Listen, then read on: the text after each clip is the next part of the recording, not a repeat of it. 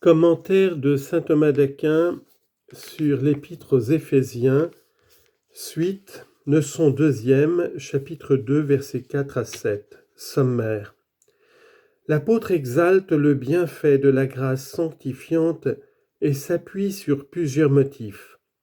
Elle vient de la charité de Dieu, elle est donnée par Jésus-Christ pour que nous obtenions de lui la vie éternelle.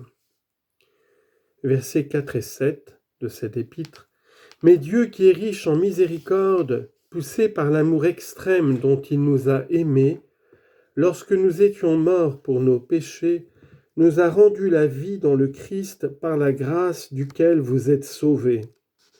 Et il nous a ressuscités avec lui et nous a fait asseoir dans le ciel en Jésus-Christ pour faire éclater dans les siècles à venir les richesses surabondantes de sa grâce par la bonté qu'il nous a témoignée dans le Christ Jésus.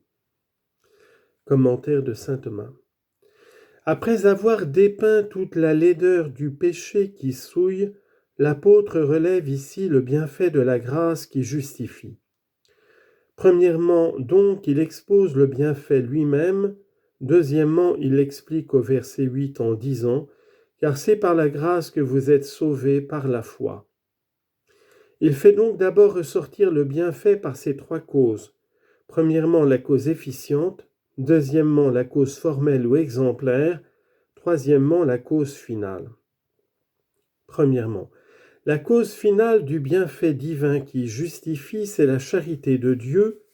C'est de cette charité que l'apôtre dit au verset 4 « Mais Dieu qui est riche en miséricorde, poussé par l'amour extrême dont il nous aime. » Il dit « amour extrême » parce que nous pouvons reconnaître dans l'amour divin un quadruple effet de la bonté de Dieu.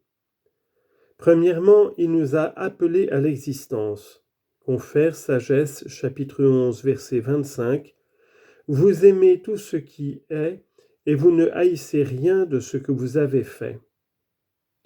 Deuxièmement, il nous a créés à son image et capables de sa béatitude. Confère Deutéronome, chapitre 33, verset 31. Des millions de saints étaient avec lui, il portait dans sa main une loi de feu. Il a aimé les peuples et tous les saints sont dans sa main. Troisièmement, il a relevé les hommes corrompus par le péché. Confère Jérémie, chapitre 31, verset 5. Je vous ai aimé d'un amour éternel, et voilà pourquoi je vous ai attiré à moi. Quatrièmement, il a donné son Fils pour notre salut. Confère Jean, chapitre 3, verset 16. Dieu a tant aimé le monde qu'il a donné son Fils unique. Ainsi, saint Grégoire s'écrie-t-il, « Ô ineffable tendresse de votre amour, pour racheter un serviteur, vous avez livré votre Fils. » L'apôtre dit au verset 4, qui est riche en miséricorde, c'est que quand l'amour dans l'homme a pour motif la bonté de celui qui est aimé, alors celui qui aime aime par justice autant qu'il peut être juste d'aimer l'objet de son amour.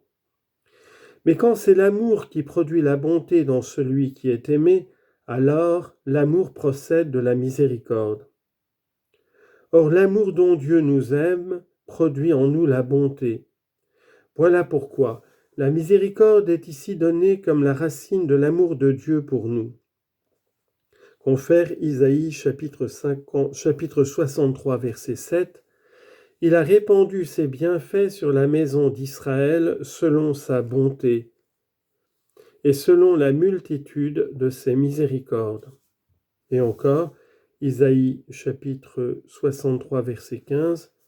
La tendresse de vos entrailles et de vos miséricordes sur moi.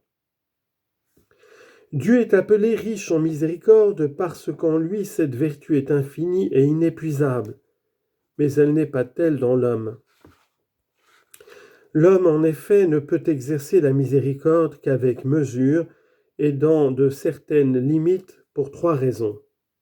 D'abord, s'il s'agit des biens temporels, car alors la miséricorde en lui est limitée et ne peut excéder l'étendue de ses propres ressources. Confère Tobie chapitre 4 verset 8. Soyez charitables en la manière que vous le pourrez. Mais Dieu répand ses richesses sur tous ceux qui l'invoquent, comme il est dit, Romains 10 verset 12. En second lieu, la miséricorde dans l'homme est limitée parce qu'il ne remet que son offense personnelle, et alors même il doit y mettre une mesure afin que celui à qui il pardonne n'en devienne pas plus insolent, plus méchant et plus porté à de nouvelles offenses. Confère Ecclésiaste chapitre 8 verset 11. Parce que la sentence ne se prononce pas sitôt contre les méchants, les enfants des hommes commettent le crime sans aucune crainte.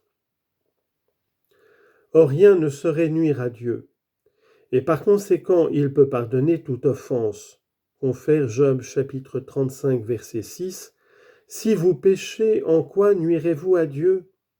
Et peu après, au verset 7, que si vous êtes juste, que donnerez-vous à Dieu? Enfin, l'homme exerce la miséricorde en faisant remise du châtiment.